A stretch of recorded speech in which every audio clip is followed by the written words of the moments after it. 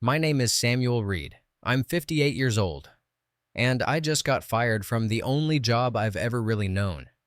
I spent the last 28 years as the field operations manager for Keystone Buildworks in Pittsburgh, Pennsylvania. Day in, day out, I made sure we built structures that stood the test of time and code. Not glamorous, not flashy, but honest work. The kind of work my late wife Catherine used to say made the city safer. Until today. This morning I sat across the table from Caleb Morgan, our brand new Chief Operating Officer. 34 MBA from somewhere out west. No calluses, no steel-toe boots in his closet. He never looked up from his tablet when he said it. The board wants to restructure field operations, he told me. We're eliminating centralized management, creating leaner distributed site teams.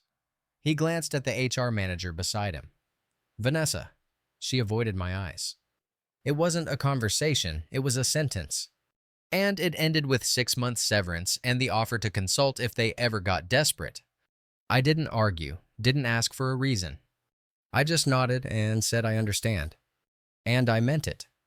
Because the truth is, I'd seen this coming. I just didn't want to believe it would hit me. Back in my office, a space no bigger than a storage unit but packed wall to wall, with site maps and city plans, I pulled open the bottom drawer of my desk. Inside was a thick blue folder. 8 years of quiet documentation. Corner cutting. Permit delays. Unapproved materials. Temporary solutions that somehow became permanent. Not because I was the one responsible, but because I wasn't willing to pretend they didn't happen. I never filed a complaint, never raised my voice in meetings. Instead, I did what I always do. I wrote it down, date, time, names, site. All in block letters. Neat, unemotional, undeniable. I closed the drawer, left the folder where it was. For now. Keystone used to be different. When I joined in '95, the company was run by Franklin Davis Gregory's father. Franklin believed buildings were about people, not just profit. I remember him walking a job site and telling me, shortcuts always show up eventually. Might take a week, might take a decade. But gravity and water, they never forget. I carried that with me. After Franklin retired, his son Gregory took over. He brought in more suits, more spreadsheets, more speed. And slowly, everything started to shift. At first, it was small. Start the pour before the permit clears just this once. Use the alternate supplier, we'll adjust the spec later. Then it became habit, then culture. I pushed back at first, but when it became clear I was speaking into a vacuum, I stopped fighting and started documenting. Caleb Morgan didn't even shake my hand when I signed the release paperwork. He just said, Vanessa will help you pack up. I didn't pack much, just my coffee mug, a framed photo of Catherine, my nameplate, and the blue folder. That was mine. By noon, I was sitting in my truck in the parking lot, engine off.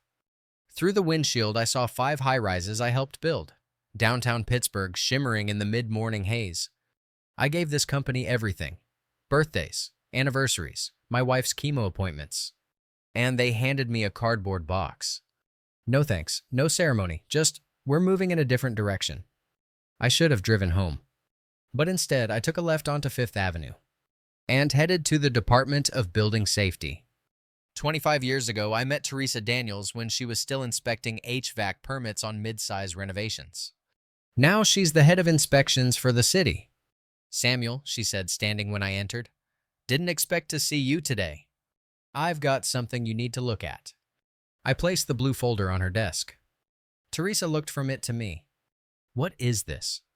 It's everything I've documented for the past 8 years. About Keystone Buildworks. Every time we worked ahead of permits. Every time plans were changed without resubmission. Every time a job passed inspection because of who signed off on it, not because it was ready. She didn't touch the folder, not yet. Are you filing a formal complaint? Not yet, I said. But if they keep cutting corners, someone's going to get hurt. And I'm not going to be the man who knew and stayed quiet. Teresa nodded slowly. You understand this could be the start of something bigger. I do. You understand what this means for you. I looked her in the eye. I lost my job this morning. I've got nothing left to lose. 2 weeks passed. Quiet ones. I cleaned my garage, repainted the back porch, watched baseball for the first time in years. The check arrived first of 6.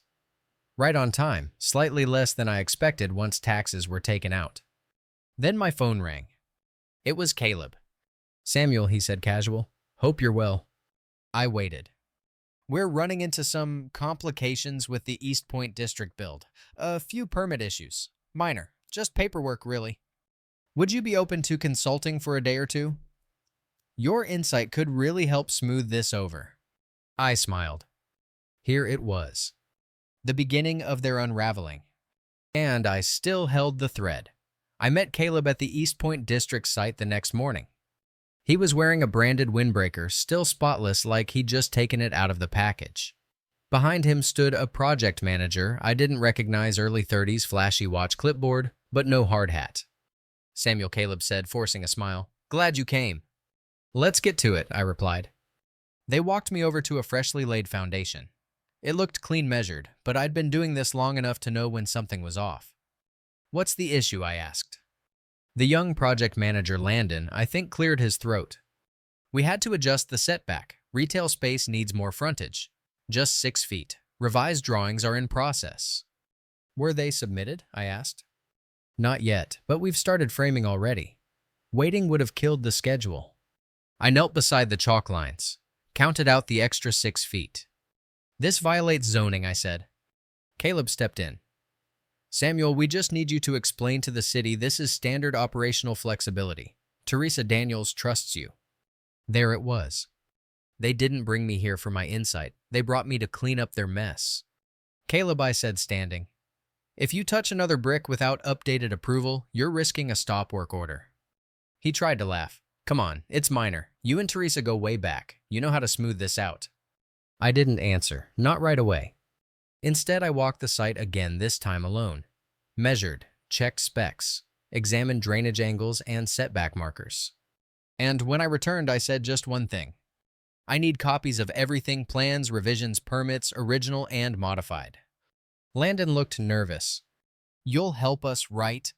"I'll do my job," I replied. "That's all I've ever done."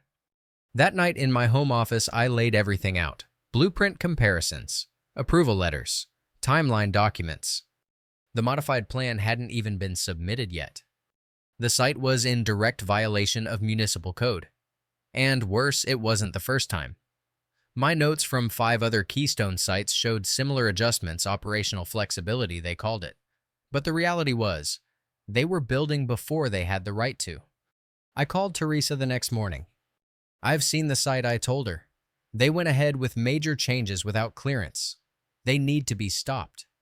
"I was afraid of that," she said. "We're prepping a stop work order." "Good," I said, "but it won't be enough. They'll keep pushing. They've built a system around this." She paused. "Samuel, you still have that folder?" "Yes, and more. I've matched site reports with permit files from the last 8 years. There's a pattern. Then let's show the city what's really going on." We met that afternoon, quiet coffee shop south side of Pittsburgh. She came with a folder of her own. I came with mine. Over lukewarm coffee, we laid it all out. 10 projects, all with deviations from approved plans, all with unfiled revisions, all past inspection anyway. One had foundation footings poured 6 weeks before a zoning review had even begun. Another had critical fire suppression materials substituted without any report. "What does this mean?" I asked. She looked at me. "It means they've been gaming the system, building fast, bending every rule, and betting that no one would notice. Because you, Samuel, were the one they relied on to keep it together from the inside. And now that I'm out," I said, "it's unraveling." By the end of the week, Teresa's office issued a formal stop work order for East Point District. That same afternoon, Caleb called again. "You told her to shut us down," he said, skipping any greeting. "I advised her on what I saw," I said. He was trying to stay calm, but I could hear the panic bleeding through. "This jeopardizes millions in contracts. Do you know how bad this looks?" "Then you shouldn't have touched a foundation you didn't have clearance for. You were supposed to help." "I did," I said. "The right way." 2 days later, I got a letter, certified mail, from Keystone's legal department. They were reviewing the terms of my severance due to my recent adversarial conduct. Translation, I helped expose them, and they wanted to make me pay. I called Teresa. They're coming for me. You did the right thing, she said, and you won't stand alone. That afternoon, the city attorney contacted me directly. They wanted a full briefing, a formal statement. We're looking at systemic permit violations, he said. Your documentation is the most detailed we've ever seen. I agreed to testify. Because I wasn't just trying to protect a job anymore. I was protecting every worker on those sites, every tenant who'd live in those buildings, every family who trusted those walls to hold.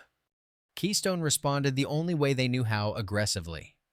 They issued press releases, called it a misunderstanding, blamed legacy communication gaps. But inside they were scrambling, because they knew the truth. And they knew I had it. On the Friday following the stop work order, I drove past East Point. The site was quiet, no hammering, no welders, just wind across open concrete. And for the first time in years, I felt something I hadn't expected. Relief. Not revenge, not triumph. Just the weight of 30 years. Finally shifting off my shoulders. It started with subpoenas. Quiet ones delivered with the kind of courtesy that only means one thing in government work. They already had what they needed. Teresa called me on a Monday morning. You'll be hearing from the city attorney's office, she said. They're convening a formal hearing. Public, I asked. Eventually, but they want you for the first day. You'll be testifying under oath. I looked out the window of my small kitchen. Rain tapped against the glass. It was Catherine's birthday that week. She would have told me to sit straight and speak clearly. So I said what I knew I had to. I'll be there. The hearing was held at the City Administration Building downtown. A modern room dressed up in neutrality gray walls, pale wood bottled water lined up like chess pieces on every desk. I walked in with nothing but a leather binder and the truth. Caleb was already seated, Gregory Davis beside him, 3 attorneys between them. Teresa gave me a small nod from across the room. The city attorney, a man named Victor Shaw, stepped up. Mr. Reed, thank you for coming. Would you please state your name and background for the record? I did. Samuel Reed. I was the field operations manager at Keystone Buildworks for 28 years. And during that time, were you responsible for ensuring compliance with construction codes and permit conditions on active job sites? I was. And did you, to the best of your knowledge, observe any practices within Keystone that violated these codes or bypassed approval procedures? I opened my binder, and I read. Page by page, project by project. I listed foundation violations, permit backdates, plan modifications never submitted. I read aloud the notes I'd taken on the East Point site, the fire suppression downgrade at Wilmont Towers, the drainage deviation in South Market Lofts. And when I was done, I closed the binder, calmly. There was a silence. Not the kind that follows something shocking, but the kind that settles in when no one can deny what's just been said. Gregory was the first to speak. This is a vendetta, he said, voice calm but clipped. Samuel was let go, and now he's trying to bring down the company out of spite.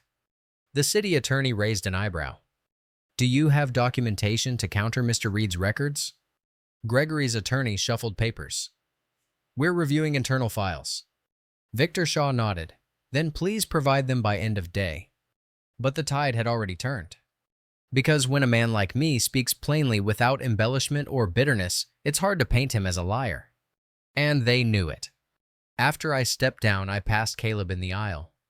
He didn't meet my eye. Just stared straight ahead, hands tight in his lap. For the first time, he looked exactly what he was, a man who built his confidence on the assumption no one would question him. Over the next 3 days, the hearings continued. Inspectors testified. Engineers reviewed unsafe substitutions. Vendors admitted being pressured to cut corners. By the end of the week, Keystone had 8 active projects placed under emergency audit, and 3 halted altogether. That Friday, I sat on my back porch, watching the sun fall behind the ridge. I hadn't expected to feel anything, not pride, not satisfaction. But I did feel release. The truth was out, the record was whole. A week later, the media picked it up. Local papers ran headlines like, Keystone cut, corners to cut costs, city. Halts 200 milers in construction amid violations. Gregory gave a statement through his lawyer blaming inherited systems. Caleb stayed quiet. But someone from the Tribune tracked me down for comment. They asked if I had anything to say to the people of Pittsburgh. I kept it simple. If you're going to build something people live or work in, you'd better build it right. That's not just engineering, it's ethics. The next day, I got a call. Peter Hammond, owner of Ridgepoint Construction, a competitor of Keystone's. Samuel, he said, you've had quite a few headlines lately. I didn't go looking for them. I know, that's why I'm calling. We're scaling operations this year, and I need someone who doesn't flinch when it's time to do the right thing. I didn't answer right away. Then I said I'm not interested in cleaning up after another company that cuts corners. That's why I want you. I want to get it right before anything breaks. We agreed to talk further. Later that week, Teresa called. They're recommending charges, she said. Falsifying permit documents, public endangerment, maybe more. Against Gregory. And Caleb. He signed most of the documents after taking over field compliance. I exhaled, slow. Will it stick? Hard to say, but this time they'll be answering for it, in a real court, not just a meeting room. And me, I asked, am I done? Your record's clean, you'll probably get called again, but you did the city a favor. I looked at the binder still sitting on my desk, and I finally closed it. 3 weeks passed. Keystone's name no longer held the same weight on a job site. Vendors hesitated. Inspectors triple-checked. And city officials, once dismissive, now listened closely. For the first time in a long time, fear had shifted sides. Caleb resigned quietly. One line on the company's site. We thank Caleb Morgan for his contributions and wish him the best. There were no photos, no exit interviews, just silence where his name used to be. Gregory, however, stayed in the shadows, not out of strength but survival instinct. According to Teresa, the district attorney's office was building a case. Slow, thorough, precise. And through it all, I watched from a distance. Not because I wanted to see them fall, but because I needed to understand the price of doing what was right. Ridgepoint Construction followed up 2 more times. Peter Hammond wasn't the kind of man who rushed you. He just waited for clarity, his or yours. And mine came one rainy Thursday afternoon. I was walking the downtown site of a mixed-use development I'd helped break ground on 7 years earlier. They were installing a new awning on the entrance. Something was off. The bolts were mismatched, wrong spec for the tension weight.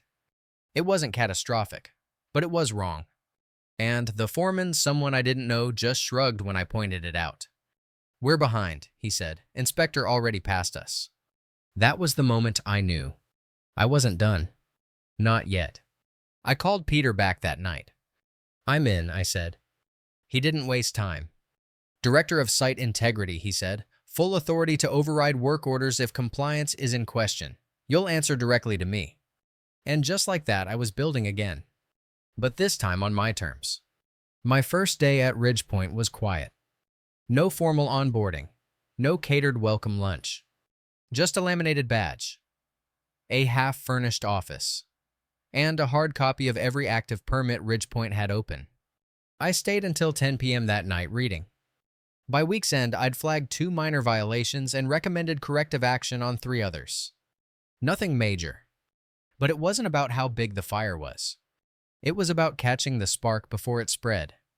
Peter dropped by one evening. You're making people nervous, he said, sipping from a thermos. Good, I replied. He grinned. That's why I hired you. He turned to leave but then paused at the door. By the way, Keystone had to delay 2 of their remaining sites. Lost financing. I didn't say anything. He stepped out, but before the door closed, he said, You're not just cleaning up Sam, you're setting the standard. It wasn't just job sites I visited. Universities started reaching out. Professors, ethics boards. Turns out the binder I'd kept for 8 years had become something of a case study. They wanted me to speak. One evening a month, I stood in classrooms, most of the students half my age, and talked not about codes or compliance, but about trust. About what happens when shortcuts become policy, when silence gets rewarded, and when doing the right thing means sitting alone in a parking lot with your whole career in a cardboard box. One young woman asked, "Would you do it the same way again, knowing how it ended?" I didn't. 1 year later, I stood at the edge of the new Ridgepoint Tower, watching sunlight reflect off steel beams we'd placed 2 weeks earlier. Everything was aligned, every anchor exact, every component reviewed and signed not just by engineers, but by conscience. It had taken nearly 3 decades, but I'd finally reached the point where I could build without needing to worry what would be hidden behind drywall. This time I knew, and so did everyone else. Keystone had shrunk quietly. They sold 3 properties, dissolved their downtown office, and rebranded under a new holding name, trying to escape a trail too long to bury. Gregory Davis stepped down from the board completely. Rumors said he moved to North Carolina. Started consulting. No court ever charged him. But sometimes the verdict that matters most comes from the people who no longer answer your calls. As for Caleb, the last I heard, he was working with a small tech-based firm in Austin. He posted updates on leadership philosophy and adaptive resilience on LinkedIn. He never mentioned Pittsburgh, never mentioned East Point, or the man he once called legacy overhead. I never reached out. Some people you leave in the past not out of anger, but because you finally understand they were never meant to come with you. My own life had gotten simpler. My house was smaller, the days slower, but each one felt clearer. I still worked with Ridgepoint 3 days a week. Not because I had to, but because purpose doesn't retire. We launched a mentoring program too, pairing veteran builders with new project engineers. We called it the second layer, because like in construction, what's beneath the surface matters most. One afternoon, I was sitting in a small lecture hall at Carnegie Tech, waiting for a guest talk to begin. The professor waved to me from across the room. She'd invited me to speak about whistleblower ethics. I told her I wasn't a whistleblower. I was just a man who didn't want to lie for a paycheck. Before the session started, a student came up, maybe 22, nervous but sincere. "You're Samuel Reed, right?" "I am," I said. He held up a printed article, the Tribune's long-form piece on the Keystone hearings. "My dad's a contractor. He followed your story. Says if I ever build anything, it better pass the Reed test." I smiled. "Tell your dad." "Thank you," I said. "And if you ever cut a corner, tell me before the building does." That night, I drove home with the windows down. Not because it was warm, but because I finally could. No noise in my head, no pressure in my chest. Just the clean air of a city I'd helped hold upright. A few weeks later, Teresa Daniels retired. 32 years in public service. Her farewell party was small, just how she liked it. She handed me a sealed envelope before she left. "Open it at home," she said. Inside was a photo taken 10 years earlier, me, Teresa, and Franklin Davis standing shoulder to shoulder at the ribbon cutting of Riverbend Plaza. Behind us, the building rose tall, proud. On the back of the photo, she'd written, "Some foundations hold longer than concrete." In late spring, I visited Catherine's grave. I brought tulips. She always said daffodils bloomed too soon. Tulips, she said, were patient. I sat beside the stone and told her everything. About the hearing, the rebuild, the students. The man whose son now studied building because his father finally believed it mattered. And when I left, I didn't feel heavy anymore. Just full. There's no parade when you do the right thing. No plaque. No banner. No moment the world suddenly applauds. But you sleep deeper. You walk steadier.